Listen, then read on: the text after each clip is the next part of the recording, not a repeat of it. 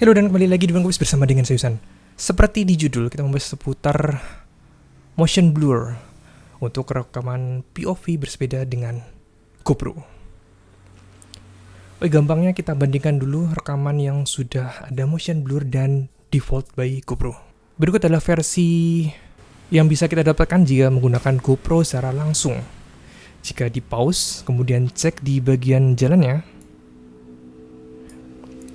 terlihat detailnya masih cukup berasa.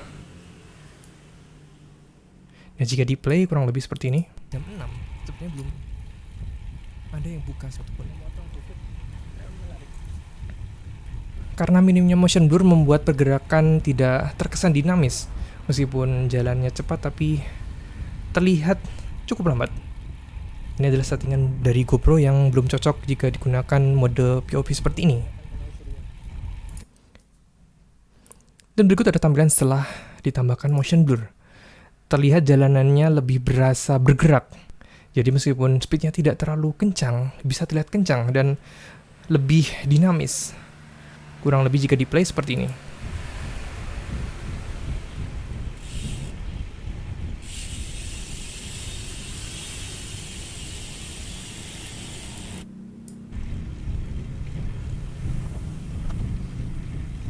Berikut adalah beberapa settingan yang bisa dilakukan untuk GoPro Client. Yang pertama adalah melakukan settingan untuk shutter speed. Rumusnya adalah FPS yang di set saat ini dikali 2 untuk hasilnya itu menjadi shutter speed. Dalam kasus ini saya menggunakan settingan 2,7K, 60 FPS dan super wide. Dan jika dikali 2 maka hasilnya 120 dan itu dijadikan sebagai shutter speed. Pastikan Pro Tool-nya sudah disetkan, set on, dan shutter speed sama dengan FPS kali 2, jadi 120. Dan ini menyesuaikan dengan FPS yang kalian gunakan. Jika 30, maka shutter speed-nya menjadi 1/60. Untuk kemudian di sini saya ada sebuah box. Ini adalah sebuah kontainer yang di dalamnya ada 3 macam ND filter dengan berbagai ukuran. Sebelum lebih jauh seputar ND filter ini, mari kita ke lapangan dulu dengan rekan Yusan yang sudah berada di lapangan untuk demo seputar ND filter. Halo rekan Yusan. Saya kedengar suara sepeda di sini. Oh yes, hello. Oke, ini dia. Halo Yusan. Terima kasih rekan Yusan mungkin bisa menjelaskan seputar ND filter ini melalui praktek secara langsung di lapangan. Oke.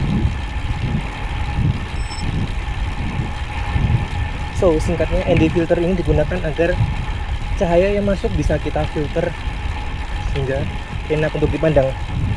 Berikut adalah penampakan ketika tidak menggunakan ND filter.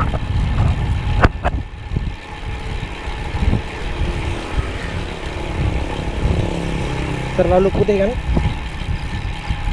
Nah, ini adalah tugas ND filter. Tugas ND filternya ada berbagai macam ukuran sesuai dengan kondisi cahaya.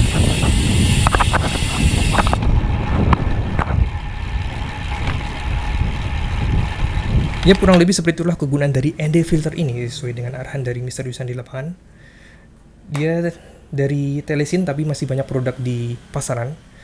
Saya beli ini karena ini termasuk brand yang cukup miring harganya.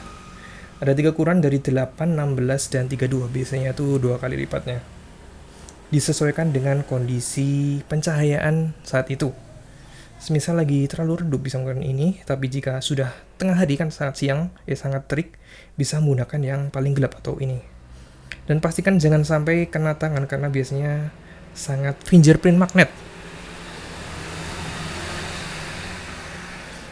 Biasanya ketika di order saya juga membawa semua size ini serta kontainernya karena ini kan ada soft-softnya gitu, mencegah agar tidak lecet.